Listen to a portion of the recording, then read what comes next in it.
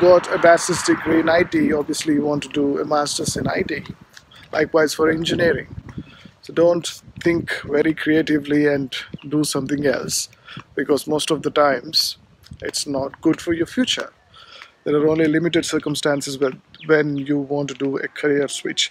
So take advice from professionals like me before you choose the course. So the first step is to go to Cryco's website, look at the list of courses that Australia is offering you, and then you go to individual websites from the Crycos. So navigate from Cryco's website to the individual websites of universities. And how do you know which university is good and which is not, and where are the rankings displayed? So you got this website, studyinaustralia.gov.au.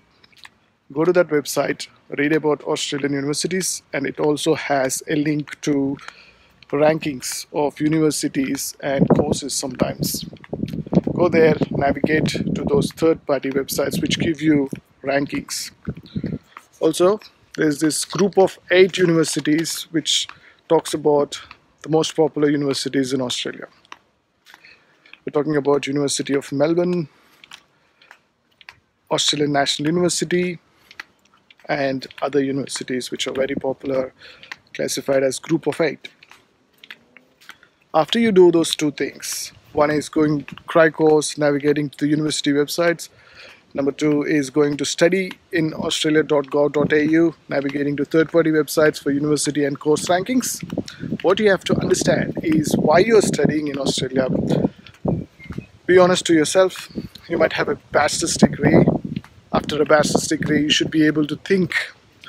Have a drink with your friends, brainstorm. Don't just select a course based on what the commission agent has told you. Because you don't have time, don't just end up studying that course and paying lump sum amount of money. Brainstorm if you want. If you're a drinker, have drinks. If you're a smoker, have a smoke with your friends who can give you advice, not friends of your same age, because you are blind, they are blind, blind leads the blind. So you have to take advice from someone older than you or younger than you, but older in the thought process, who has more knowledge. Talk to your parents as well. Parents are very good when they give you advice in these matters, because they have the patience to read the stuff. If you give them a printout and ask your father or mother to read it, if they're educated enough, they'll definitely read and bring it to your notice, something that you have not paid attention to. So it's worth talking to parents. Don't just avoid them and take a career decision, because at the end of the day, you have to go back to them to take advice when you're a flop artist. So why don't you take advice before, not after? Precaution is better than cure, that's what doctors say. So why am I talking about all this? Because you have to write your story in the SOP, called the Statement of Purpose, why you want to study in Australia, why you want to study in that particular university, and why not in your home country, and what is that you will get after you finish this course. So this is all about SOP, and you got genuine temporary entrant criteria, GT, which is part and parcel of the student visa.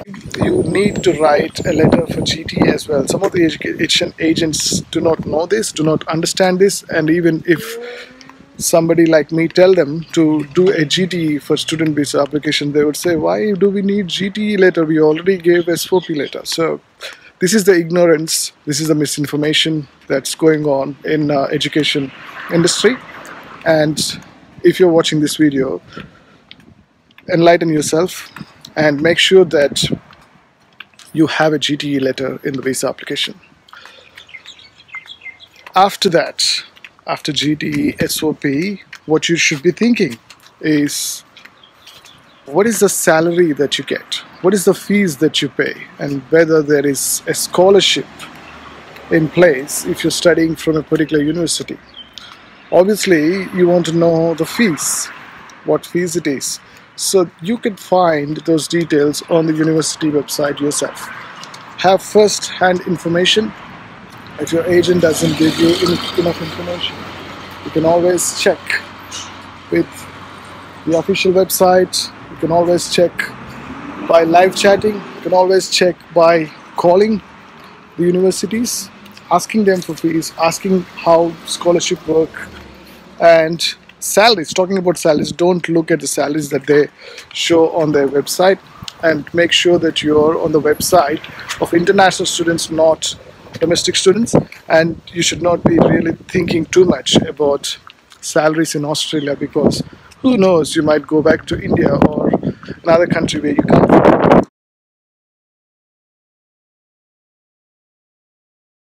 You should also think about the English language requirements and the financial requirements. English language requirements are pretty easy to find. You can simply go and look in the official website of the Department of Immigration, which keeps changing its name. Currently, its name is the Department of Home Affairs. So look in that website. The current visa subclass for student visa is 500. Go there and see what's the requirement for English test, and it also depends on the university that you choose. It might have more English requirements or less English requirements. So look into that. Financial requirements, again, you got information on the official website.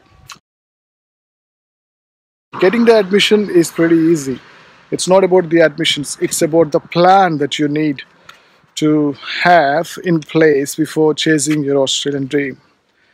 So I'll quickly summarize what I've told you in this videos. I talked about number one, course selection and university selection. How you do that? You go to CRICO's website and you go to the third-party website that is university website. Number two, you go to studyinaustralia.gov.au, and there you see third-party websites which give you information about the ranking of universities and courses. After that, I spoke about SOP and GTE, Statement of Purpose and Genuine Intention to Study, Genuine Temporary Entrant Criteria, GTE.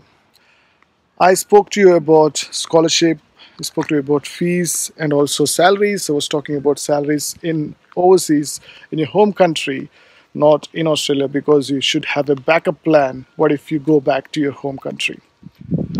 Finally, I spoke about English requirements. See, English is very important, guys. English requirements and financial requirements. So those are the things that you have to keep in your mind, and don't let a commission agent decide your fate. And if you're a parent of a prospective student, make sure that you tell all these things to your son or daughter very patiently, because they are very patient. They are very impatient to listen to your stories. So you have to tell them in a way that they understand, and bring nice food for them, whatever they like, and then have a chat in a dinner or in a lunch time.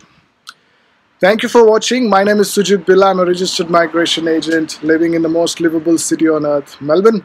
But I wouldn't recommend you to live in Melbourne, because it's quickly changing. The migration climate is quickly changing, and you are expected to live in regional areas currently. So choose a course from regional area. If you have trouble in choosing a course or university, I'm always happy to help. I might not get you an admission, but I'll definitely give you ideas which will be useful for your career progression and also to chase your Australian dream. If you wanted immigration advice from me, it's very simple. Go to my website sujithtalks.com and schedule a phone consultation there.